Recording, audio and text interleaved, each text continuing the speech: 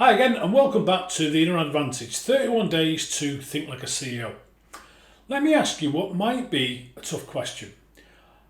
Do you ever or have you ever found yourself blaming others, making excuses or just avoiding responsibility altogether? Yeah, me too. And the truth is we all go there sometimes. But here's the thing.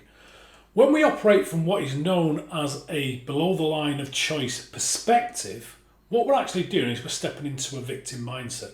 We blame the market, we blame the team, we blame the algorithm, or we make excuses. We say it's not my fault, or the classic go-to one of I didn't have time, or they didn't do their part. And by coming from this perspective, we deny ourselves our own power to shift things. In actual fact, what we're doing is giving up control. And that's the bed mindset, blame, excuses, denial. Bed being very appropriate in this case, because you might as well stay there. But when we rise above the line, we operate from a completely different place and we step into the owner mindset. That means taking ownership, being accountable and having full responsibility for how we show up and what happens next, even when it's hard. Now, here's the thing.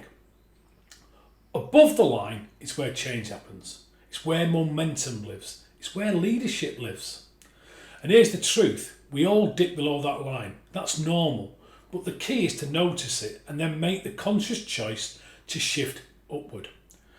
Now, the line is a choice every single second of the day.